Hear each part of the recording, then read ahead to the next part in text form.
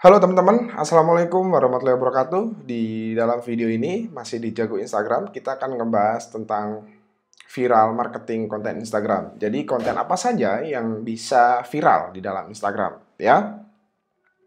Biasanya ada, saya berikan dua contoh ya di sini. Dua kategori contoh, jadi konten yang biasanya berpotensi viral, belum tentu viral ya, tapi berpotensi besar untuk bisa viral, itu adalah konten yang biasanya sifatnya how to, gitu ya. Orang itu akan suka untuk diajari sesuatu, gitu ya, sesuatu yang bermanfaat tentu saja.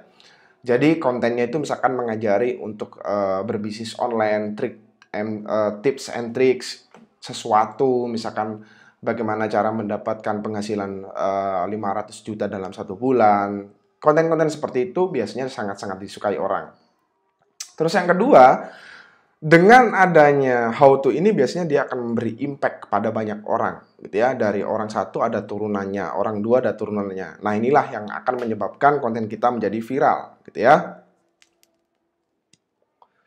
Nah, lalu bagaimana contoh kontennya? Kalau teman-teman lihat di Instagram saya di sini, nah ini adalah konten-konten yang biasanya sifatnya how to, gitu ya. Jadi memberikan contoh seperti ini loh caranya, misalkan tips memilih hosting. Nah, kemudian tentang personal branding misalkan. Nah, ini dia.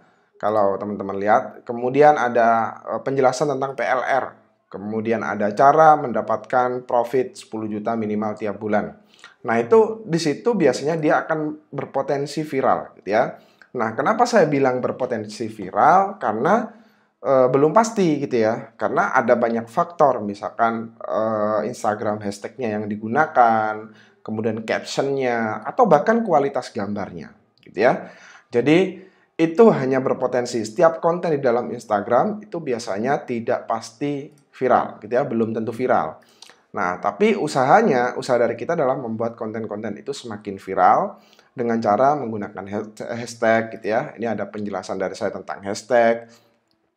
Nah, di situ orang akan, oh ternyata seperti ini ya, orang akan merasa bermanfaat. Orang akan merasa dibantu dan orang akan mendapatkan impact positifnya. Oleh karena itu, kalau teman-teman mau membuat konten, usahakan kontennya itu adalah konten yang memberikan manfaat, terutama konten yang how to, sebuah cara, gitu ya. Ketika kita membuat sebuah konten yang berisi tips dan trik tertentu, gitu ya, yang main saham, cara main saham, yang bisnis online, cara menjalankan bisnis online, cara online shop, dan sebagainya. Itu bisa dijelaskan. Kemudian dari situ ada impact-impact yang biasanya sifatnya akan menjadi viral, gitu ya.